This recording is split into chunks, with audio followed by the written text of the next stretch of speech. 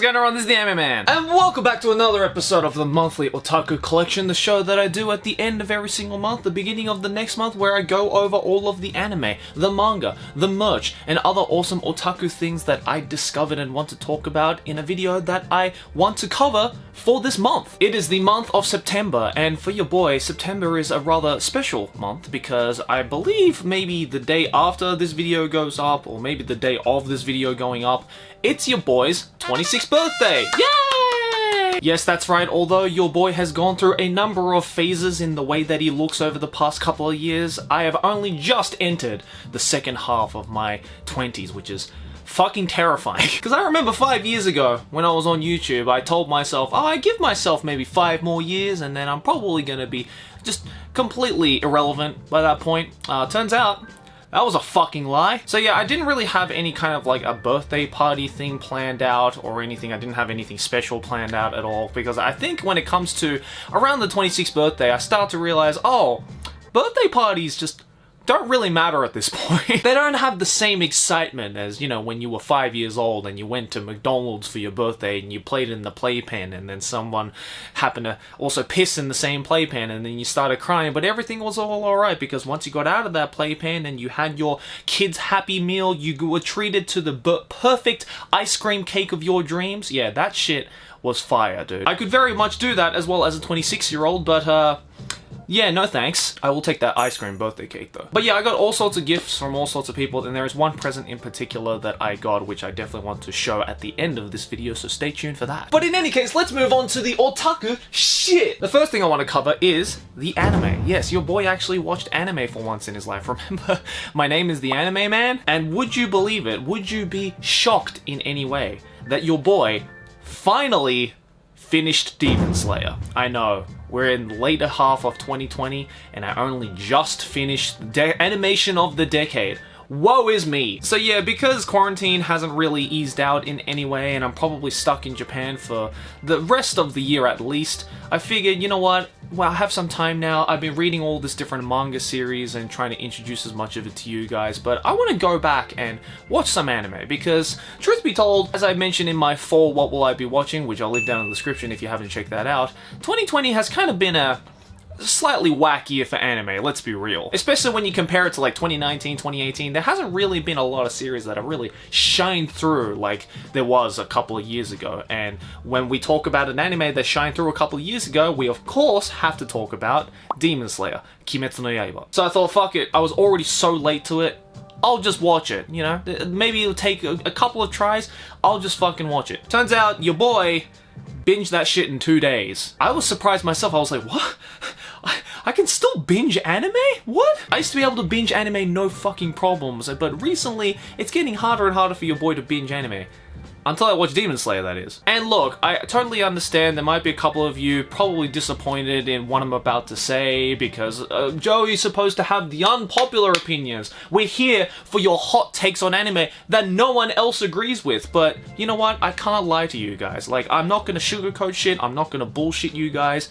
I thought Demon Slayer was pretty fucking good. And I mean this in the most complimentary way, but Demon Slayer is really inoffensive in its storytelling, in its characters, with just how everything plays out. It is a very inoffensive shonen, and I think that's exactly the reason why it got as popular as it did. And that's the good thing about shonen, right? Like, there isn't really a lot of elements that really challenge the mental capacity of the viewer. It's very much a just turn your brain off and enjoy what you are watching type of genre, and Demon Slayer just happens to be a really good example of that kind of shonen. And you know me, I'm usually very quick to critiquing super overrated and super popular shows, like, you know, I didn't think My Hero Academia was all that great. I don't rate Naruto or Fairy Tail or SAO in any way, but you know what, Demon Slayer, I kinda dig it. Almost to the point where I'm tempted to go watch the movie. I really am, because the way that that first season ended was like, fuck, I can't believe I'm gonna say this. I need more of that shit. Should I go read the manga, or should I just go and watch the movie, or wait for a season 2? I don't know, but either way, I really enjoyed it. Although, if I were to give one unpopular opinion on Demon Slayer, it's that I think Zenitsu is one of the most excruciating to deal with characters to watch and just to listen to. Like, after a while, Zenitsu's voice and just characteristics are just like shut the fuck up. Just do your fucking Hekideki Isen and just shut the fuck up, alright? If you just did that, I would think you're fine. So I genuinely do not understand how Zenitsu has a fan base. If you're watching this video right now and you're telling me, dead ass, that you think Zenitsu is a good character or that you stan Zenitsu, please leave it in the comments below, because I genuinely want to know what the fuck is wrong with you. Because there's only 2 characters that you're supposed to stan in Demon Slayer, and that's Nezuko and Shinobu. And if you don't stan either of those, I'm sorry, you're just wrong. So yeah, bottom line, I really enjoyed Demon Slayer. I'd probably, if I were to give it a score out of 10, I'd probably give it like a solid 7 or 8. Again, I saw a couple of problems. There were some weird tangents that they went on, and some of the fights were very, very predictable. But again, it is a very inoffensive shonen, and if you haven't watched Demon Slayer and you're kind of put off by the whole overhypeness of it, because I certainly was at the time, and that's the entire reason why it took me almost 2 years to finally go and actually watch it. I'm telling you right now, right, as a seasoned anime man, I definitely do recommend you go to check out Demon Slayer if you do like your inoffensive, just turn your brain off types of shonens, because it is pretty freaking good. UFO Table once again proving to the world that they are king shit when it comes to animation. But next, let's talk about the manga. Now, I'm gonna keep the manga section short this time around because I got to talk about the anime and I have to talk about a bunch of other stuff at the second half of this video, so I'm only going to introduce one series, but it is a series that, if you look at the title and thumbnail of this video, is probably something that you guys are probably gonna like. Because if anybody knows my audience the best, it's your boy. And I know that you guys, much like myself, are a bunch of fucking degenerates. So I picked up this particular degenerative manga, which I hadn't heard of at all. I really happened to just coincidentally stumble upon this at a bookstore. And the moment I read the title, and I read the synopsis, and I looked at the first couple of pages, I was like, yes, immediately sold. And I bought all 5 currently serializing volumes. And it is this manga right here. It is called Saotome Shimai wa Manga no Tame Nara. And if that art style and title kind of reminds you of a certain Oreimo, you're pretty close to the ballpark. Because I've shown you guys a lot of degenerative manga, but this one takes the cake as the most degenerate. Like, this is a close tie for first or second place between SHIZ and this. Like, it's that level of degenerate. The basic premise of Saotome Shimai is that we have the main character, Saotome Mobuyuki, who is the youngest brother, or I guess the middle brother between these two. Yeah, these two are sisters, by the way. Blood related, of course, like any good manga. Mobuyuki, who is the main character, is the brother of these 2 particular sisters, and he is a manga artist. He is a fully professional manga artist, but he's just getting started. His career hasn't quite kicked off as he would have liked to. And so he gets his 2 sisters and a number of other assistants that you later meet in later volumes to help him to basically become a top Shonen Jump manga artist. Because this is serialized in Shonen Jump, they straight up just name drop Shonen Jump. They're like, he wants to be a top Shonen Jump artist, and there are actually a number of references to all sorts of different famous Shonen Jump manga that make an appearance in this. And I think what this artist wanted to do was to kind of make, of course, a degenerative ecchi comedy like any good shonen manga artist should do, but I think they also wanted to kind of give people the glimpse of like behind the scenes of what it's really like at Shonen Jump, like kind of the backstories of how manga artists actually get started and the thought processes that they have to go through and the different rivalries and the different artistic integrity and processes that each upcoming manga artist has to go through. And of course, I can't show you guys any of the particular images inside because the yellow dollar sign is creeping up on me daily, but if you can tell from the cover, you would know that the character designs are kawaii AF. And later on, when there are more and more different characters that essentially are just there to fill in the different types of fetishes that the reader might particularly have, that's when things go full degenerative mode to the point of no return. So right now there are 5 volumes of this, I believe, or at least 5 volumes that I could find, and I've really enjoyed it because if you guys don't know, I love my degenerative manga, and this is definitely fitting in there, kind of like how SHIZ did, in a very guilty pleasure, but I'm totally not guilty of liking this type of guilty pleasure. So yeah, this manga has everything for you degenerates, so I definitely recommend it if you are into that kind of stuff. But hey, before we move on to the next part of the video, I gotta give a quick shout out to the sponsor, Dragon Raja, an unlimited fantasy MMORPG with incredibly stunning graphics using the Unreal Engine 4, a grand open world, complete localization and deep customization of characters, infinite exploration, and true freedom, among other things. Right now, they have a number of interesting and different updates that new and current players can all enjoy. First off, there's the Home Party Carnival. Open a theme party at home, entrust your friends as party chefs, and help you make delicious party dishes. Invite friends to challenge the party goals, increase the party atmosphere, and win rich rewards. There's also the Home Space, where you can increase the construction of underground spaces in homes. Enter home editing mode, switch the floor to the basement in the upper right corner of the interface, and you can build an underground space. And yes, after the underground space is open, like any good anime, you can also build a swimming pool on the first floor to get that swimming pool arc going. There's also the heir system, where you can now get an heir with your soulmate and can raise and accompany the growth of the heir. You can also have a lot of fun making your own anime husbando or waifu with the fully customizable face DIY system. Look at this bishy boy, god damn. The best part about Dragon Raja is definitely the fact that you basically are carrying a AAA quality console game around in your pocket on your phone. With its realistic climate changes and seasonal cycles, architecture styles and scenes from all over the world, and the extremely abundant gameplay where your own choices will affect the story developments. So if that sounds like something that would interest you guys, then make sure to go down to the link in the description below to get the game for yourself, and thank you once again for sponsoring this video. But with that out of the way, let's talk about the merch. Now, as I mentioned at the beginning of this video, your boy has just gone through his birthday, and if you guys know anything, usually for my birthday, or any kind of gifts that I like to get, it's very easy for people who know me because I like anime.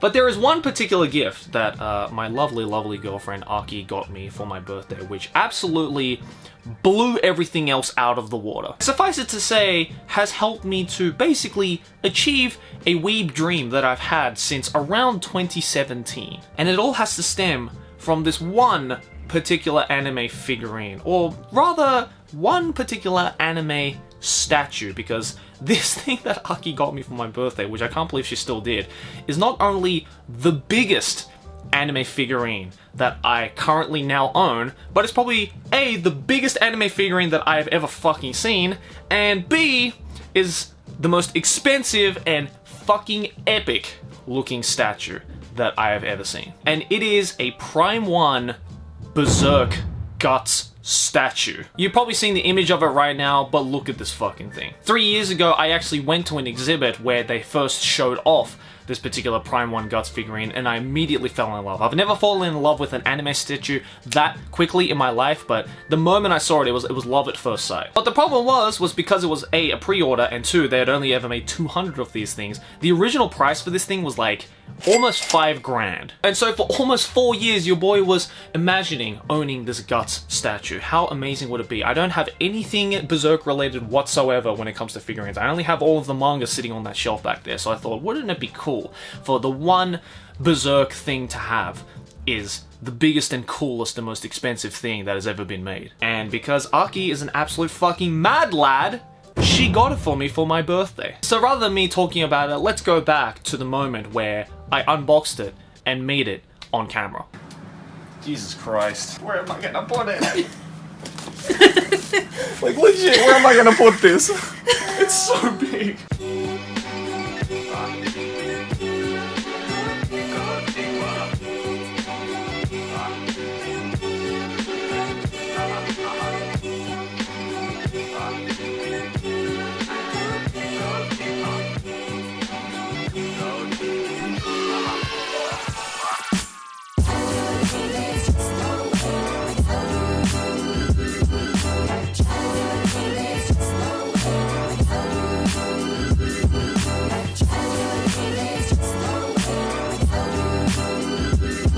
So Joey just finished assembling his new Berserk figure.